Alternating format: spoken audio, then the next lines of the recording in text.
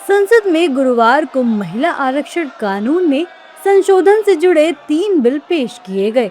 इसका मकसद 2029 तक महिलाओं के लिए आरक्षण कानून को लागू करना और लोकसभा में सांसदों की संख्या को बढ़ाकर 850 करना है। बिल के पेश होने पर लोकसभा में जमकर हंगामा हुआ। सपा ने इसका विरोध किया। सपा सांसद धर्मेंद्र यादव, केंद्रीय गृह मंत्री अमित शाह और सपा प्रमुख अखिलेश यादव आपस में सवाल जवाब करते दिखे।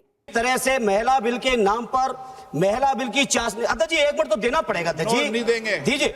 ऐसे नहीं महिला बिल की चाशनी के नाम पर जो हाल कश्मीर का हुआ है, आसाम का हुआ है, वही हाल पूरे देश के करने का जो प्रयास है, हम संपूर्ण विपक्ष की ओर से इसका हम पुरजोर विरोध करेंगे। सभापति जी एक आधी बात और, इस बिल के अंदर जब तक पिछड़े वर्ग की महिलाएं, जब तक मुसलमान भाइयों की महिलाएं नहीं शामिल की जाएंगी, हम समाजवादी लोग इसका साथ नहीं देंगे।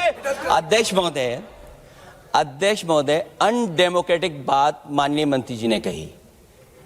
हो सकता है उन्होंने धर्म की बात कही हो, लेकिन पूरा देश आधी आबादी को आरक्षण चाहता है। अध्यक्ष महोदय, मैं माननीय मंत्री से जानना चाहता हूं, क्या मुस्लिम महिला आधी आबादी में नहीं आती हैं? नहीं होनी ना, देंगे। समाजवादी पार्टी सारी टिकटें मुस्लिम महिलाओं को दे दे, हमें कहाँ आपत्ति है, हमें कोई आपत्ति नहीं है। इन बिलों को लेकर संसद में विपक्षी दलों के सांसदों ने विरोध किया और साफ साफ कहा कि हम इसका विरोध करते हैं और करते रहेंगे। महोदय, बहुत विनम्र उससे होकर के किसी को हर्ट न करे, वो बात भी मैं कहना चाहता हूं। अध्यक्ष महोदय, जब माननीय प्रधानमंत्री जी को पिछड़ों से वोट चाहिए था, तो माननीय प्रधानमंत्री जी अपने आप को कहा कि मैं पिछड़ी जाति से आता हूं। चलो ये नहीं, चलिए आगे बढ़िए। I oppose this introduction of this constitutional amendment bill because it violates the parliamentary form of democracy and federalism, which are both parts of basic structure of the constitution, sir. Sir, this is not about the one reservation. The main goal is to make South ruled and other areas ruler and completely erase the representation of OBCs and Muslims from the elected legislature.